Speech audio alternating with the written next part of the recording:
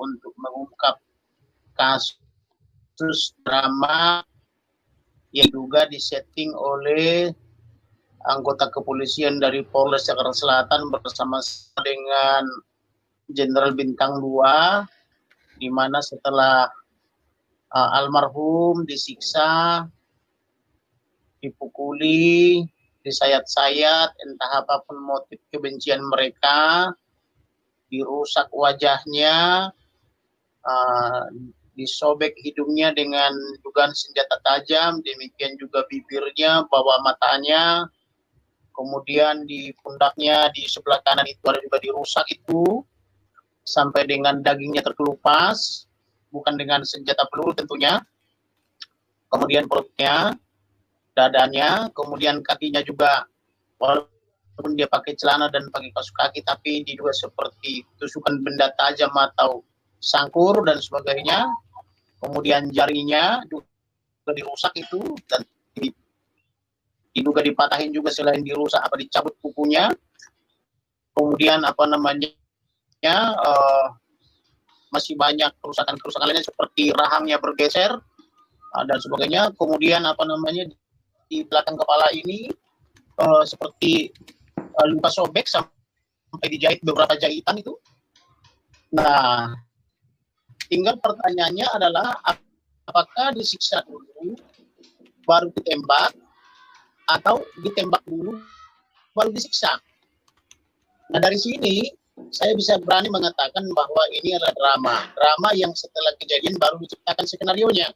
Nah, bedanya dengan drama-drama yang ada di kesenian, diciptakan dulu dia skenarionya baru dilakonkan.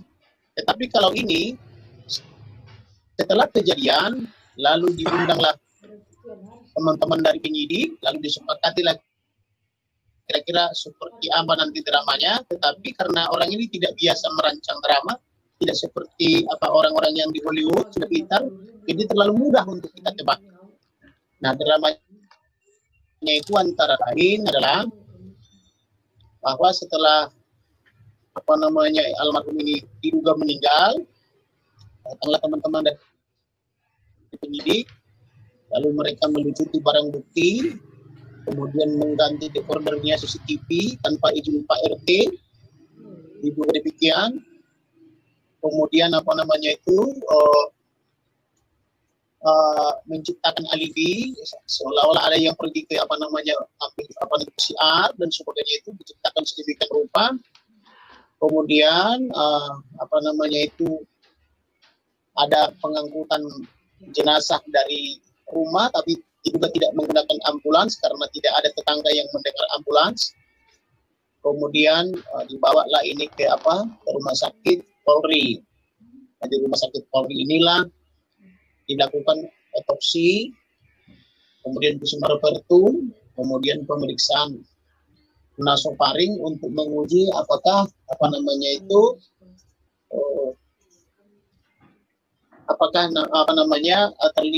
tertular SARS-CoV-2 atau tidak, atau COVID-19 kan begitu. Kemudian identitas daripada korban ini juga terkadang dia 28 tahun, terkadang berusia 21 tahun. Versi dokter dia berusia 21 tahun.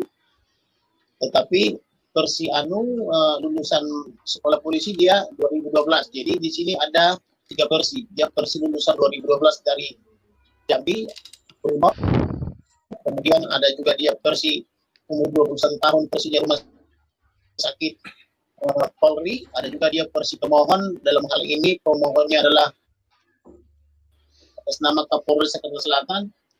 Dia kelahiran 94 gitu. Jadi data orang ini sangat tidak valid dan terkesan itu ceroboh dalam membuat suatu skenario, sehingga skenarionya ini tidak begitu meyakinkan.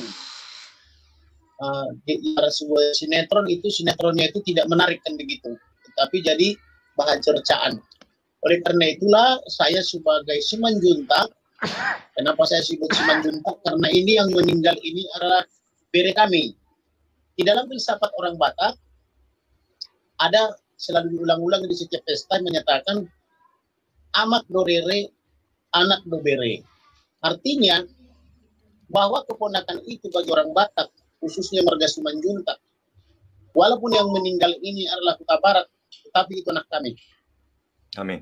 Maka saya sebagai representasi Simanjuntak bertanggung jawab. Saya ingatkan sekali lagi ya, bertanggung jawab mengungkap kasus ini. Saya sebagai tulangnya. Karena saya Simanjuntak. Tidak akan saya biarkan kasus ini mengambang begitu saja. Hajar, Amin. Bang. Itu komitmen saya. Yang kedua, seperti saya ucapkan dari lalu-lalu, saya punya kewajiban moral melindungi Polri. Karena Amin. Polri ini sudah terlalu rusak. Betul. Kenapa saya punya kepentingan melindungi Polri? Karena saya tidak mau Indonesia ini terpecah. Salah satu yang membuat Indonesia utuh adalah alat-alat kelengkapan negara harus dihormati oleh rakyat. Alat-alat kelengkapan negara seperti Polri itu harus punya otoritas. Ya. Kemudian harus disegani, harus punya marwah. Saya tidak mau Indonesia ini karena Polri tidak dihormati jadi seperti Sri Lanka. Presidennya diusir, polisinya ditangkapi. Saya tidak mau itu. Jadi sebelum itu terjadi, mari saudara-saudaraku warga negara Indonesia, kita benahi Polri ini. Supaya Indonesia ini tetap utuh. Jangan karena ulah 1-2 orang. Saya ingatkan ya. Jangan karena ulah 1-2 orang, Polri ini hancur. Betul. Maka lebih bagus 1-2 orang itu segera diganti. Atau dinonaktifkan. Khususnya yang merancang skenario itu. Sehingga skenario-nya belum selesai dilakoni, ganti-ganti terus.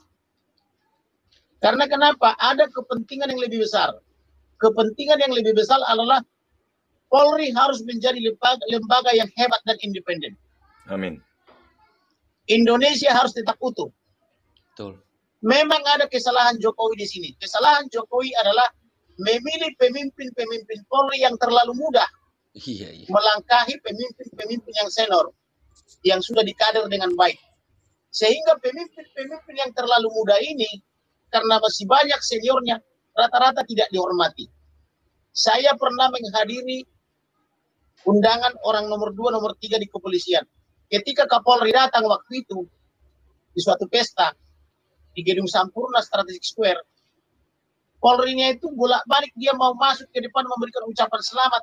Tetapi karena yang berprestasi senior, tidak ada yang mau memberi kesempatan. Mereka terus asik berfoto-foto di depan. Ini salah satu contoh kenapa tidak dihormati, karena pemimpinnya terlalu muda. Ibarat saya dulu waktu SD, karena saya pemberani, saya kelas 1 SD memimpin kelas 1 sampai kelas 6. Acara senam pagi. Khususnya upacara. Oleh karena itu, mereka sudah dikader. Akpol ini sudah dikader dengan sangat baik. Berilah kesempatan kepada yang pertama. Baru yang kedua, ketiga. Jangan ada sampai lompat-lompat kelas. Biar bagaimanapun, teman-teman kita yang di kepolisian itu adalah punya hati nurani. Hargai mereka. Jangan ada lompat-lompat kelas jadi pemimpin. Apalagi lompatannya terlalu jauh. Itu yang pertama. Sehingga marwah dan wibawa polisi itu tidak hilang. Sehingga pemimpin itu tidak stres. Pemimpin yang lalu sudah stres, ini diulang lagi. Itu yang pertama. Yang kedua, kebohongan di institusi Polri itu harus dihilangkan. Kenapa saya bilang begitu? Karena itu sudah berulang mulai dari MKC. MKC begitu sulitnya saya bongkar dulu itu karena terlalu banyak kebohongan sampai terungkap dia disiksa. Banyak energi saya mengungkap itu.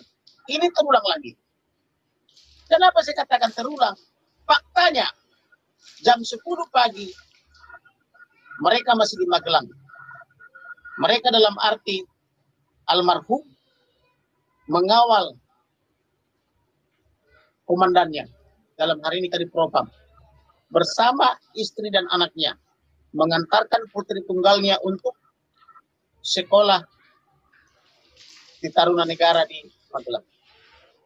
Sebelum jam 10 dia komunikasi aktif dengan ibunya, dengan calon istrinya, dengan adiknya dan sebagainya. Setelah jam 10, sampai di sini dulu ya Mak ya, karena kami mau bergeser ke Jakarta. Perkiraan bergeser ke Jakarta itu 7 jam Mak katanya. Berarti kalau jam 10 dari Magelang, bergeser 7 jam, maka jam 5 lah di Jakarta. Tetapi apa yang terjadi setelah jam 5, ibunya mau menelpon karena harapannya sudah sampai di Jakarta. Telepon sudah terblokir. WhatsApp sudah terblokir. Terblokir kepada kedua orang tuanya, terblokir ke adik-adiknya. Pertanyaannya ada apa? Ada apa antara Magelang dan Jakarta? Itu ya. Kemudian, di dalam surat permohonan Kapolres Jakarta Selatan kepada rumah sakit untuk otopsi itu pukul 5 ditemukan mayat. Benarkah itu pukul 5? Sedangkan mereka diperkirakan apabila tepat waktu sampainya baru pukul 5. Berarti ini jadi mayat di mana? Apakah di antara Magelang Jakarta atau setelah nyampe di Jakarta? Wow. Kalau dikatakan ini perbuatan Barada 2, saya tidak percaya. Iya, betul. Karena kenapa? Saya sudah mewawancarai teman-teman perwira sampai perwira tinggi polisi. Ini senjata Glock 17 kaliber 9 kali 11 mm itu biasa dipakai oleh perwira tinggi selevel direktur. Pertanyaannya, benarkah senjata Glock 17 ini dipegang oleh polisi pemula? Dalam hal ini Barada 2E. Sangat tidak masuk akal. Sangat tidak masuk akal. Apakah dia punya lisensi menggunakan senjata ini? Kalau benar ini senjatanya, apakah dia sudah tes kejiwaan untuk memiliki ini? Apakah ada sertifikasi untuk itu? Ini kan harus diperiksa. Apakah ini standar senjata? Standar senjata yang dimiliki oleh penjaga rumah? Itu harus diperiksa. Kemudian katanya senjata yang dipakai untuk siapa namanya almarhum itu adalah senjata HS buatan Kroasia. Betulkah ini? Atau sudah dibunuh dulu, dibantai dulu dan disiksa dulu dia, maka untuk menciptakan alibi bahwa seolah-olah terjadi tembak menembak lalu dilepaskan 7 kali tembakan ke berbagai arah, seolah-olah terjadi tembak menembak. Ini kan harus diuji. Kalau tidak diuji, mana bisa tercapai kebenaran material? Lalu apakah sudah diukur oleh Polres Jakarta Selatan selaku penyidik sudut-sudut tembakan itu? Sedangkan Karopenmas mengatakan tembakan itu dari lantai 2 ke lantai bawah. Apa iya sudutnya tercapai? Itu harus diuji. Iya. Sedangkan saya duga dari jenis tembakan ini datar Pak, datar, bukan menyamping dari atas ke bawah. Iya. Nah ini harus melibatkan ahli forensik. Kemudian, mana lebih dahulu terjadi? Ditembak dulu, katanya ditembak 5 kali, berhasil 4 kali, tapi menimbulkan lubang 7 kali. Nah ini jenis senjata apa yang seperti ini? Tembakannya kena 4 kali, menghasilkan lubang 7 kali. Ini kan harus diuji. Apakah betul senjata yang disebut dengan Glock ini yang menyebabkan matinya siapa namanya? Joshua. Almarhum ini, atau memang matinya itu adalah karena disiksa dan disayat-sayat? Mengapa di sini hampir sampai terkelupas dagingnya? Kemudian dari jarak berapa dia tembak? Kan harus dikasih tahu. Terus apa buktinya bahwa dia ditembak? Kan harus ada buktinya. Kemudian mengapa CCTV harus diganti? Kalau memang ini cuma perbuatan atau peristiwa antar ajudan, mengapa CCTV harus dihilangkan atau dekordernya harus diganti atau dihilangkan? Iya, itu sangat mencurigakan. Mengapa tidak ada izin untuk Pak RT? Atau adakah izin dari Ketua RT sebagai pemerintah setempat? Yang notabene saya dengar informasinya Ketua RT-nya itu adalah mantan perwira tinggi polisi. Ini kan semua harus diungkap. Kemudian dengan kejadiannya di rumah di Propam, di mana di Propam itu adalah punya tanggung jawab moralitas membina kepolisian. Lalu bagaimana kejadian tindak pidana sebesar ini tetapi tidak dipasang polis lain? Mengapa TKP ini rusak? Bukankah TKP itu harus dipelihara? Harusnya begitu kejadian langsung dipasang polis lain. Mengapa setelah dirusak TKP baru beberapa hari kemudian karena ada kritik dari Kamarudin Simanjuntak dan kawan-kawan baru pasang polis lain?